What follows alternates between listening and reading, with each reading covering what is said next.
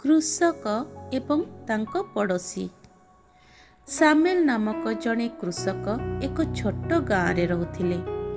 ତାଙ୍କର ଏକ ଛୋଟ ବିଲ, ଗୋଟିଏ ଗାଈ ଏବଂ ତାଙ୍କ ପରିବାର ପାଇଁ ଯଥେଷ୍ଟ ଖାଦ୍ୟ ଥିଲା।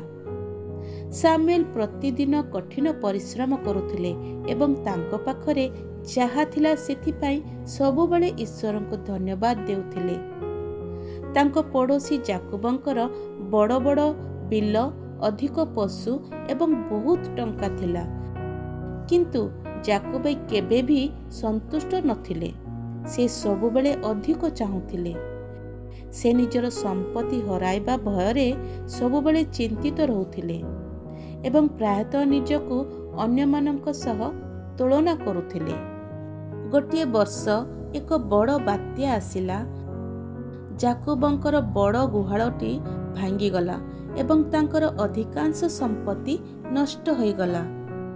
ସେ ବହୁତ ଚିନ୍ତିତ ହୋଇପଡ଼ିଲେ ଏବଂ ନିରାଶା ଅନୁଭବ କଲେ। ସାମୁଏଲଙ୍କ ଛୋଟ ଘରଟି ମଧ୍ୟ ହଲିଗଲା, କିନ୍ତୁ ତାହା ସୁରକ୍ଷିତ ଭାବେ ଛିଡ଼ା ହୋଇ ରହିଲା। ଯଦିଓ ସାମୁଏଲଙ୍କ ପାଖରେ କମ୍ ଥିଲା, ସେ ଶାନ୍ତିରେ ଥିଲେ। ଯେତେବେଳେ ଯାକୁବ ସାମୁଏଲଙ୍କୁ ପଚାରିଲେ, ତୁମ ପାଖରେ ଏତେ କମ୍ ଥାଇ ମଧ୍ୟ ତୁମେ କିପରି ଶାନ୍ତି ରହିପାରୁଛ? ସାମୁଏଲ ହସିଲେ ଏବଂ କହିଲେ, କାରଣ ମୋର ବିଶ୍ୱାସ ଟଙ୍କା କିମ୍ବା ଜିନିଷ ଉପରେ ନାହିଁ।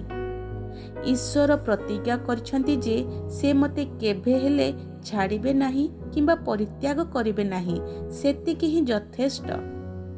ଯାକୁବ ଅନୁଭବ କଲେ ଯେ ପ୍ରକୃତ ସୁରକ୍ଷା ସମ୍ପତ୍ତିରୁ ଆସେ ନାହିଁ, ବରଂ ଈଶ୍ୱରଙ୍କ ଉପସ୍ଥିତିରୁ ଆସିଥାଏ। ଶିକ୍ଷା। ଏହି ପଦ ଆମକୁ ମନେ ପକାଇ ଦିଏ ଯେ ଟଙ୍କା ଏବଂ ସମ୍ପତ୍ତି ବିଫଳ ହୋଇପାରେ, କିନ୍ତୁ ଈଶ୍ୱର କେବେ ବି ହେବେ ନାହିଁ।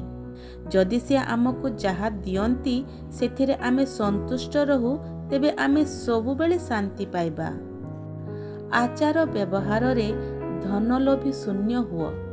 ତୁମମାନଙ୍କର ଯାହା କିଛି ଅଛି ସେଥିରେ ସନ୍ତୁଷ୍ଟ ଥାଅ, କାରଣ ସେ ନିଜେ କହିଛନ୍ତି, ଆମ୍ଭେ ତୁମକୁ କେବେ ହିଁ ଛାଡ଼ିବା ନାହିଁ, ଆମ୍ଭେ ତୁମକୁ କେବେ ହିଁ ପରିତ୍ୟାଗ କରିବା ନାହିଁ। ଏବ୍ରୀ 13 ଅଧ୍ୟାୟ 5 ପଦ।